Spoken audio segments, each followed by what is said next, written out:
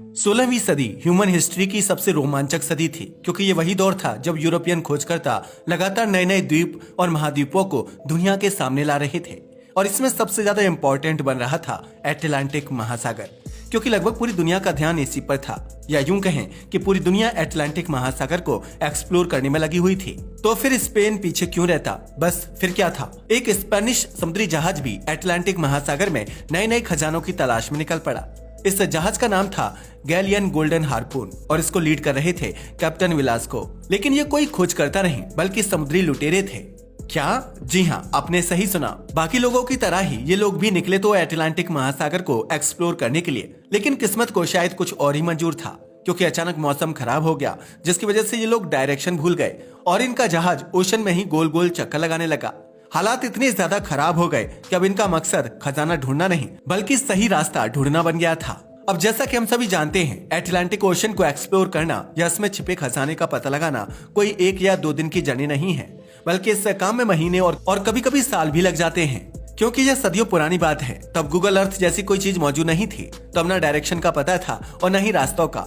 यही कारण था कि इस जहाज पर मौजूद इन लोगों को भी महीनों से ज्यादा हो गया था।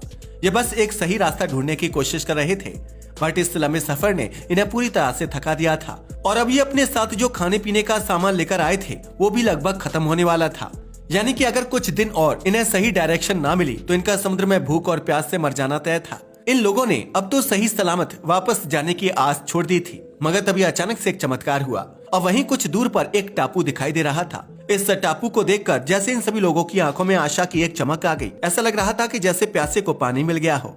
मगर सोचने वाली बात है, इतनी गहरी ओशन में अचानक यह ठोस जमीन का टुकड़ा कैसे दिखाई दिया?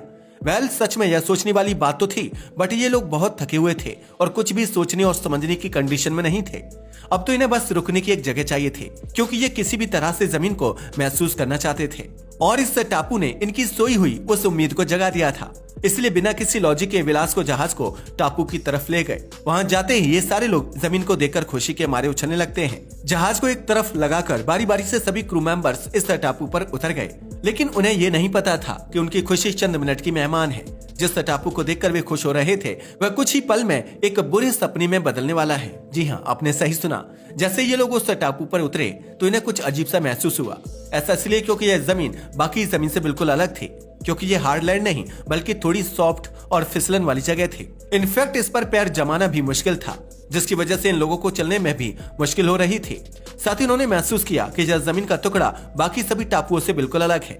यहाँ पर ना तो कोई पेड़ पौधा है और न ही इस पर कोई इंसान रहता है। अब यह टापू जैसा भी हो, यहाँ पर रुककर रात बिताना इन लोगों की मजबूरी बन गई थी। ये सब आराम करने के लिए टापू पर आ जाते हैं, लेकिन अचानक से इन सभी को एक वाइब्रेशन महसूस होने लगी। कुछ ऐसा जैसे कि अचानक से यह जमीन का टुकड़ा समुद्र में चलने लगा हो या फिर पानी में भूकंप आ गया हो। इस वाइब्रेशन को ये लोग महसूस कर पाते इससे पहले ही किसी बड़े जानवर की एक खौफनाक आवाज सुनाई दी, जैसे सुनकर ऐसा लग रहा था जैसे कि सदियों से सोया हुआ कोई भूखा शेर उठकर जंगल में दहाड़ रहा हो, जिसकी दहाड़ से जंगल का कण कण तिलमिला उठा हो। अचानक से इस भयंकर आवाज को सुनकर ये सब लोग डर गए और आपस में बिल्कुल चिपक कर बैठ गए। मगर तब तक बहुत देर हो चुकी थी, क्योंकि अचानक से यह पूरी जमीन हिल गई और फिर प्रकट हुआ एक ऐसा नजारा जिसने इन सबके होश उड़ा दिए। क्योंकि तभी ने एक आंख दिखाई दी, एक ऐसी आंख जिसका साइज इतना बड़ा कि उसमें यह पूरा समुद्री जहाज समा सकता था। इस आंख को देखकर इन सभी को समझ आ गया था कि यह कोई टापू या जमीन का टुकड़ा नहीं बल्कि कोई विशालकाय समुद्री जीव है। क्या? जी हाँ, अब तक वे लोग किसी जमीन पर नहीं बल्कि समुद्री जीव के ऊपर चल रहे थे, जिसकी वजह से उन्हें फिसलन और नरम सतह महसूस हो रही थी। यह तो साबित हो गया था कि यह कोई जाइंट सी क्रिएचर था, मगर कौन सा? क्योंकि आज से पहले इन लोगों ने इसके बारे में नहीं सुना था। न केवल इन लोगों ने बल्कि दुनिया भी इसके बारे में नहीं जानती थी। क्योंकि जिस तरह आज तक आप सबने बचपन से ही यही सुना होगा कि समुद्र का सबसे बड़ा जीव व्हेल मछली होती है, इन लोगों ने भी कुछ ऐसा ही सुना था। मगर जब उन्हें इस खतरनाक जीव के प्रत्यक्ष दर्शन हुए तो उन्हें अपनी आंखों पर विश्वास नहीं हुआ। इसका साइज देखने में किसी आइलैंड के जैसा लग रहा था। इसकी आवाज से ही ओशन में भयंकर भंवर बनने लगे और इतना ही नहीं, अचानक से वाटर फ्लो तेज हो गया। इन लोगों ने जैसे तैसे करके अपनी जान बचाई और तुरंत अपने जहाज पर चढ़ गए। लेकिन इस जीव की आवाज से ही पानी में इतनी तेज हलचल हो रही थी जैसे कि कोई चक्रवात आ गया हो। इनका जहाज भी धीरे धीरे इस चक्रवात की तरफ खिंचने लगा। ऐसा लग रहा था कि जैसे यह जाइंट क्रिएचर जानबूझकर जहाज को पानी में डुबोना चाहता है, और फिर हुआ भी बिल्कुल वैसा ही। इतनी भयंकर लहरों के बीच जहाज और क्रू मेंबर्स का सरवाइव करना इम्पॉसिबल था। कुछ ही सेकंड में जब पूरा जहाज इन सभी लोगों के साथ अटलांटिक ओशन में ही समा गया। क्या जहाज समुद्र में समा गया? तो फिर उस विशालकाय जीव और लाचार जहाज की यह कहानी हमें किसने सुनाई? क्या हमें कोई सपना आ गया या फिर भगवान का कोई संकेत मिला? नहीं नहीं, ये दोनों ही बात सच नहीं है, क्योंकि कोई था जो जिंदा बच गया था। वो कहते ना कि जिसकी रक्षा भगवान करते हैं उसे कोई नहीं मार सकता। इस विशालकाय जीव के भयंकर अटैक से बाकी सभी लोग तो जहाज के साथ पानी में डूब गए, लेकिन 3 लोग बच गए जो सौभाग्य से छोटी छोटी लकड़ियों के सहारे समुद्र में तैरने लगे। इन तीनों की किस्मत बहुत अच्छी थी, क्योंकि एक तो ये लकड़ी की वजह से डूबने से बच गए और दूसरा आगे जाने पर इन्हें एक व्यापारी जहाज मिल गया। उस जहाज पर मौजूद क्रू मेंबर्स ने इन तीनों लोगों को बचा लिया। जैसे ही ये बाहर आए, इन्होंने अपने साथ हुए पूरे घटनाक्रम को बताया। इन लोगों की कहानियां पूरे यूरोप में आग की तरह फैल गई थी। अब चारों तरफ एक ही सवाल था, जब समुद्र का सबसे बड़ा जीव व्हेल मछली है तो फिर इन लोगों ने क्या देखा? क्योंकि वह 100% व्हेल मछली नहीं थी। तो इसका मतलब पौराणिक कथाओं में जो बताया गया था, क्या वो सच कहा गया है? इन तीनों लोगों की बात सुनकर तो बिल्कुल ऐसा ही लग रहा है कि इन्होंने समुद्र में जो जीव देखा वह कोई और नहीं बल्कि पुरानी कथाओं में बताए जाने वाला लवाइथन था। एक ऐसा समुद्री जीव जो समुद्र में भटके हुए लोगों को अपने जाल में फंसाता है, और इसका जाल में फंसाने का तरीका भी बिल्कुल यूनिक है। ये अपने बड़े शरीर का फायदा उठाता है, गर्दन को पानी में ले जाकर अपनी बैक साइड को पानी से ऊपर उठा लेता है, जिससे भटके हुए लोगों को दूर से देखने पर ऐसा लगता है कि वहाँ कोई टापू है। वे लोग वहाँ पर जाते हैं और टापू समझकर लवाइथन पर उतर जाते हैं, और इसी चीज का फायदा उठाकर लवाइथन जहाज समेत इन सभी लोगों को पानी में डुबो देता है। मगर अब सवाल ये था कि आखिर इस भयानक जीव से कैसे बचा जाए? कोई रास्ता तो होगा ना बचने का। जब पौराणिक कथाओं में इसके बारे में बताया गया है तो इसके अंत के बारे में भी बताया गया होगा। कहीं ऐसा तो नहीं कि लवाइथन ही हमारी पृथ्वी का अंत करने वाला हो? दरअसल इसके बारे में भी हमें कुछ जानकारी मॉडर्न एरा में मिलती है। साल 1955 में ओलस मैग्नस ने अपनी किताब कर्टा मरीना में लिखा था कि लवाइथन पर तोप के गोलों का भी असर नहीं होता।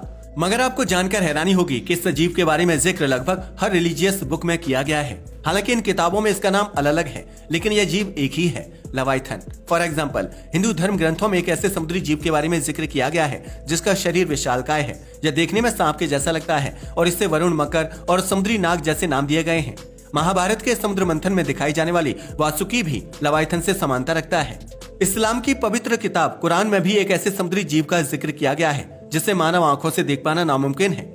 वहीं बाइबल में भी बताया गया है कि लवाइथन एक ऐसा समुद्री जीव है जो पूरी दुनिया को खत्म करने की ताकत रखता है। इस समुद्री जीव को तूफान के देवता बाल ने समुद्र में उतरकर हराया था और इससे समुद्र की सबसे गहराई में सोने का आदेश दिया था। बाइबल के अनुसार ईसाई धर्म में ऐसा माना जाता है कि आज भी यह समुद्र की सबसे ज्यादा गहराई में सो रहा है, लेकिन जब समय पूरा हो जाएगा और दुनिया के अंत की वह घड़ी आएगी तो वह जाग जाएगा। अब पुरानी कथाओं से यह जीव आधुनिक युग में देखने को मिल रहा है, तो क्या इसका मतलब यह है कि दुनिया का अंत आ गया है और लवाइथन नींद से जाग गया है? क्योंकि आपने देखा होगा आज सोशल मीडिया के अलग अलग प्लेटफॉर्म्स पर कुछ वीडियो वायरल हो रही हैं, जिनमें लवाइथन जैसे विशालकाय जीव को दिखाया गया है। आज समुद्र की गहराई में रहने वाले जीव अचानक सतह पर आ रहे हैं। कहीं ये उससे डरकर तो नहीं भाग रहे? तो चलिए अब उन वायरल वीडियो के पीछे की रियलिटी जान लेते हैं, जो एक के बाद एक सोशल मीडिया पर नजर आ रही हैं और जिन्होंने पूरी दुनिया को डरा कर रखा हुआ है। इन वीडियो में आप देख सकते हैं कि समुद्र की गहराई में एक बहुत बड़ा सा जीव तैर रहा है।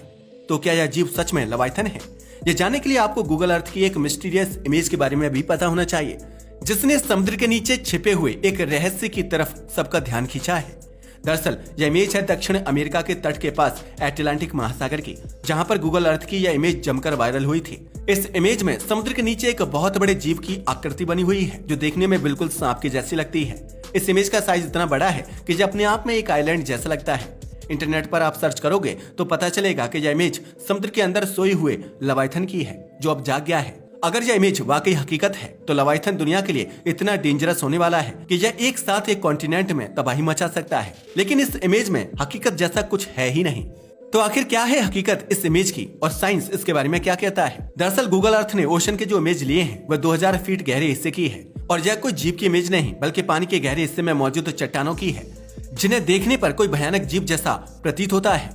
यानी कि यह इमेज लवाइथन की नहीं बल्कि एक जियोलॉजिकल स्ट्रक्चर है जो टेक्टोनिक प्लेट्स के इवोल्यूशन की वजह से बनी है। रही बात उन वीडियो की सच्चाई की, तो आज के दौर में CGI और VFX के जरिए किसी भी फेक वीडियो को रियल के जैसे बनाया जा सकता है। तो कभी भी किसी वायरल वीडियो को सच नहीं मानना चाहिए जब तक कि विज्ञान उसे प्रूफ ना कर दे।